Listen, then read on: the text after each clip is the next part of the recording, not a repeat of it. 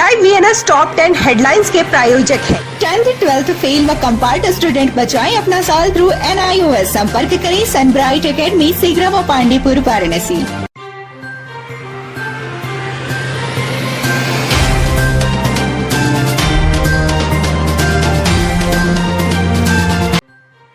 कहने को तो शहर बनारस में विकास ही विकास हो रहा है, लेकिन लंका क्षेत्र से सटे सिर गोवर्धनपुर में सिनेरियो इसके एकदम उलट है। यहाँ से BHU ट्रॉमा सेंटर व हाईवे को जोड़ने वाली सीमेंटेड सड़क का बुरा हाल है। कई जगह सीवर के जाम होने से सड़क पर महीनों से गंदा पानी जमा है। इस कारण गांव के बड़े बुजुर्ग, महिलाओं और बच्चों को काफी परेशानी का सामना करना पड़ रहा है। पानी जमा होने से सड़क कई जगह से क्षतिग्रस्त भी हो चुकी है। इसी रास्ते गांव के हजारों लोगों का BHU व अन्य जगहों पर नौकरी के लिए आना जाना होता है। क्षेत्रीय लोगों ने जलकल विभाग से इसकी शिकायत भी की है, लेकिन कोई सुनवाई नहीं हो रही है। पूरा देश आजादी का 75वां वर्ष मना रहा है। नए जमाने के बच्चों को यह याद नहीं होगा कि हमारे पूर्वजों ने देश की स्वतंत्रता की प्राप्ति के लिए कितना संघर्ष किया, कितनी लड़ाइयां लड़ी। इसी को नई पीढ़ी और जन जन तक पहुंचाने के लिए पूरे देश में अमृत महोत्सव कार्यक्रम आयोजित किया जा रहा है। इसी उपलक्ष्य में BHU में भी राष्ट्र ध्वज यात्रा प्रारंभ किया गया है। कार्यक्रम संयोजक व साहित्य शिक्षा विभाग के प्रोफेसर अभिमन्यु सिंह ने बताया कि विश्वविद्यालय कैंपस में अगले 1 महीने तक इसका आयोजन और व्याख्यान होगा।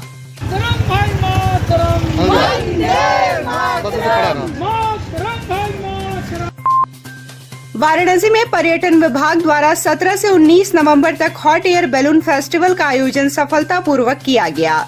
इस फेस्टिवल में 800 से अधिक लोगों ने काशी की हवाई सैर की। वाराणसी विंध्याचल मंडल के क्षेत्रीय पर्यटन अधिकारी कीर्तिमान श्रीवास्तव ने बताया कि 3 दिवसीय इस आयोजन में 800 से अधिक टिकट बिके। इसके अलावा कई लोग लॉन्चिंग स्टेशन से वापस भी लौटाए गए।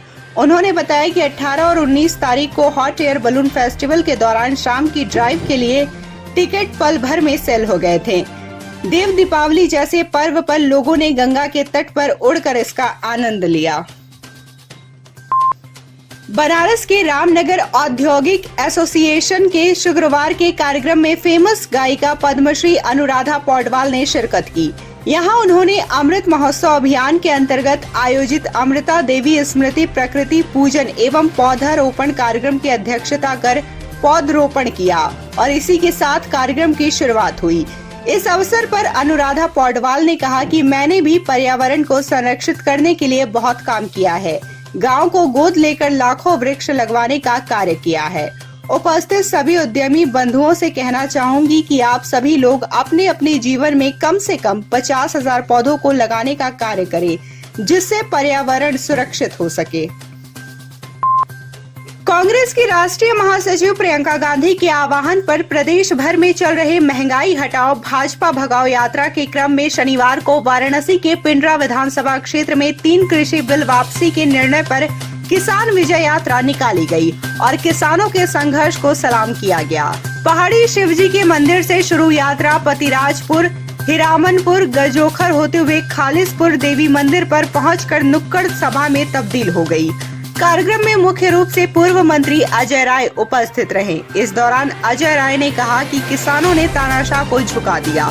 खेत खलियान अपनी माटी के लिए किया गया संघर्ष रंग लाया।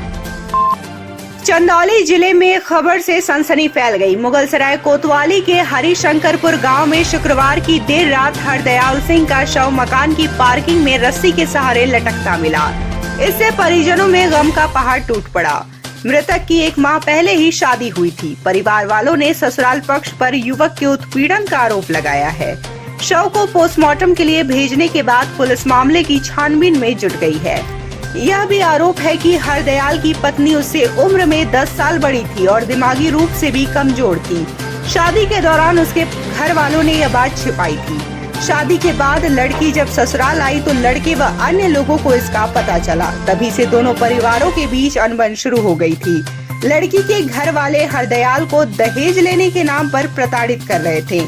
इससे वह मानसिक रूप से काफी परेशान था। इसी बीच शुक्रवार को यह घटना हुई। यूपी के श्रम कल्याण परिषद के अध्यक्ष राज्य मंत्री पंडित सुनील भराला की अध्यक्षता में शनिवार को सर्किट हाउस के सभागार में वाराणसी जिले की समीक्षा बैठक हुई।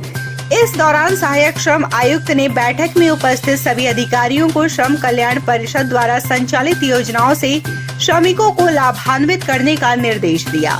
पंडित सुनील भराला ने श्रम कल्याण से संबंधित गणेश शंकर विद्यार्थी पुरस्कार, डॉक्टर APJ अब्दुल कलाम प्राविधिक शिक्षा सहायता, राजा हरिश्चंद्र मृतक आर्थिक सहायता, ज्योतिबा फुले कन्यादान सहायता, दंतोपंत टेंगड़ी मृतक अंत्येष्टि सहायता, महादेवी वर्मा पुस्तक क्रय आर्थिक सहायता, श्रवण कुमार श्रमिक परिवार धार्मिक पर्यटन यात्रा व चेतन चौहान क्रीड़ा प्रोत्साहन आदि योजनाओं के बारे में अधिकारियों को डिटेल में जानकारी दी।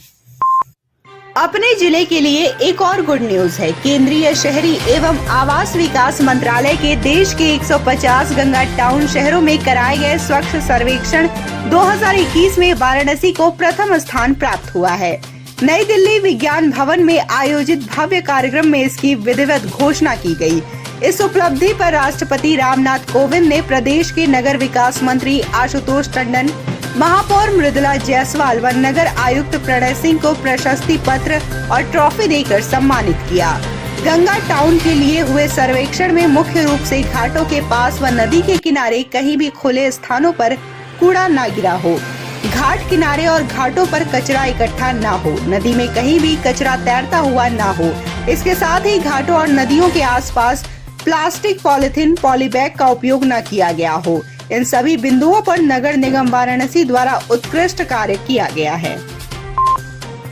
प्रधानमंत्री नरेंद्र मोदी द्वारा देश में 2014 से शुरू स्वच्छता अभियान के सर्वेक्षण में बनारस ने कचरा मुक्त श्रेणी के शहर में यूपी में प्रथम स्थान प्राप्त किया है।